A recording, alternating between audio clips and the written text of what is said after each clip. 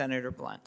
Well, thank you, Senator Klobuchar, and again, and thank you also for your focus on these issues. I think the fact that we quickly began to look into what had happened and to try to come up with our own recommendations, and as I think you also pointed out, we referenced the IG's recommendations at the time, and I know there are new recommendations we're going to hear about today. This is the fourth hearing that this committee's had regarding the January 6th attack on the Capitol. And the second time we've had a chance to have the U.S. Capitol Police Inspector General come and be here with us today. I appreciate the opportunity to talk to him as he concludes what is his 11-month investigation. It began also immediately. There were recommendations made immediately and others to be made today. Glad to have Mr. Bolton's wife, Bridget, here with us today, and I'll share Senator Klobuchar's view that we will not ask her any questions that you aren't able to answer, but I know she's proud of your work, and I know the amount of work you've had to put in to cover this territory, to come up with all the recommendations you have over the last 11 months has meant that your family has had to be an important and patient part of that, and we're grateful to Bridget for what she's done to support this work as well. The impact on the department has been clear, though I think we're still trying to be sure we fully understand the impact today. You know, the detailed 104 recommendations from your office made with the help of the department's Operational Readiness Committee has made a difference already.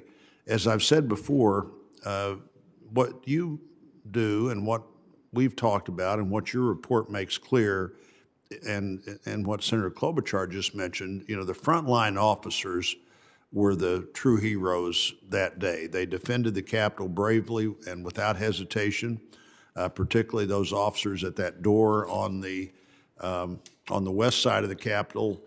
Secured that door for a significant period of time, never even getting the information that there were already people who had breached the building in other ways. My colleagues and I remain incredibly grateful for the dedication of the Capitol Police and what they do to not just protect the Congress, but protect everyone who works here and everyone who visits here, and it's incredibly important. I'd like to highlight two divisions that were subjects of your most recent flash report. They, according to your report, and something that we all, I think, had no surprise in, you described their performance as exceptional and excellent. The Dignitary Protection Division and the Hazard Incident Response Division. First, the Dignitary Protection Unit Division successfully evacuated and relocated all of the congressional protectees on January the 6th, even without having the critical intelligence that they would have needed in advance to know the kinds of things that might happen that day. Second, the Hazardous Incident Response Division disposed of multiple hazardous devices found on or near the Capitol campus.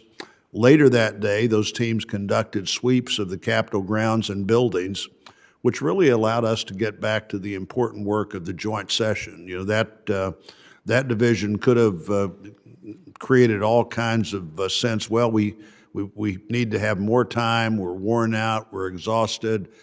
Nobody did that, and that allowed us to get back in the Capitol. I think Senator Klobuchar and Senator Warner and others here were back in the Capitol by 8 o'clock or so, and when we left the Capitol at 3:30 that morning, Senator Klobuchar, we were able to do that knowing that that building had been secured by the Capitol Police, who also understood, I think, the importance of the work we do here. It would have been an easy moment to say, well, let's come back tomorrow, or we need another 48 hours, but the Capitol Police, and particularly the unit that had to do the sweep of the Capitol, also shared and understood the importance of the work we do here. Any comments or questions I have today regarding any deficiencies of the Capitol Police are certainly not meant to disparage or reflect on the rank and file or diminish their actions on the 6th. And frankly, our questions, I think, and certainly mine, are likely to continue to be about the leadership failures that day. I think the committee should hear, and I'm glad that the chairwoman has decided we will hear in January from Chief Manger. There's no better time to find out what the Capitol Police have done in what will then have been the past 12 months to be sure that this kind of thing can't happen again. And if it does happen again, we would be much better prepared for it in ways that would ensure, frankly, that the kind of events that happened that day would not be successfully repeated or even attempted. It's important that we understand limitations that have prevented the Capitol Police from fully implementing the recommendations that you made and our committee has made, but there better be limits that make sense whenever we have a chance to talk to the chief about those limits in this committee in January. Chairwoman and I drafted legislation that would provide the police chief with unilateral authority to request emergency assistance from the National Guard. Even this week, Senator Klobuchar, we're reading stories about some of the testimony that we took in 8 months ago, and finding out that that testimony is still as highly dubious as it appeared to be the day we took that testimony.